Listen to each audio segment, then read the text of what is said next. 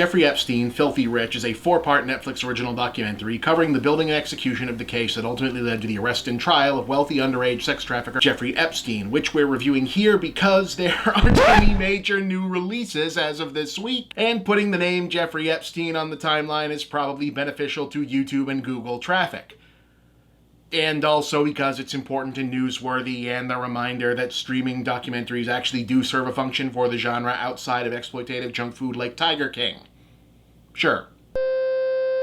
But anyway, divided into 4 sections covering the timelines of crimes taking place at Epstein's New York townhouse, Palm Beach mansion, and infamous private island Little St. James, plus a final section covering the arrest and trial and suspicious death while in federal custody, it's exactly lurid and difficult to hear about the type of true crime doc you'd expect given the subject matter, although thankfully tasteful enough variety that anything resembling dramatic recreation is kept to the absolute barest minimum. Also coming in at minimum is any kind of speculation or flights of fancy conjecture, which has brought this particular feature in for some level of controversy among the large following this particular case has in the true crime and conspiracy community, but I honestly found quite relieving and refreshing after such a long period of never being able to read, watch, or hear anything about these events that didn't descend into a vortex of tangential nonsense about a dozen other unrelated or even non-existent events. This instead is the sober, clear-thinking, facts, evidence, and testimony Epstein story, which means it's primarily interested in relating what's known and, most importantly, centering the stories and trauma of the survivors rather than being a springboard for agenda-driven postulations about the bigger picture. Yes, most of the on-screen talking heads are as gimme a break incredulous about the circumstances of his death as one imagines much of the audience is going to be, but if you've tuned in to hear your suspicions about the Illuminati or globalist pizza conspiracies or Hillary Clinton's spirit cooking or the Bohemian Grove or satanic architecture or the storm or NASA lying about the reptiloids, you're gonna come away disappointed, and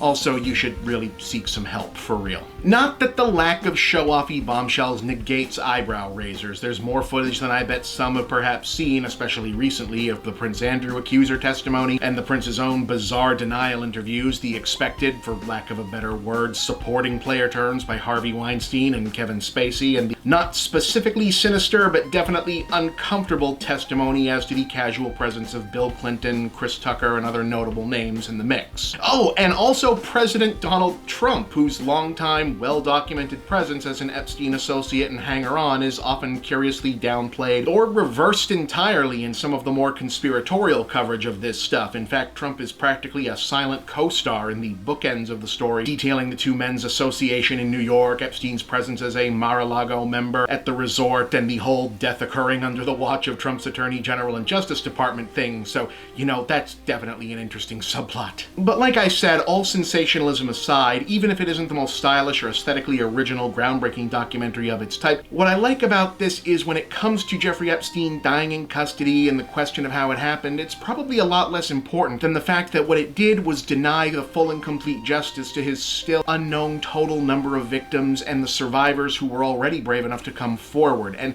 the important thing that this docuseries does do is train the cameras on those who came forward and allow them to tell their stories on their own terms, in their own words, and take back some measure of control over their own lives and narratives. Now that in and of itself doesn't make Filthy Rich a better documentary than it is, but it does make it a more vital document. So overall, I call this a 7 out of 10. I'm not sure if recommended is the appropriate way to put it, but it's good and I would say worth seeing.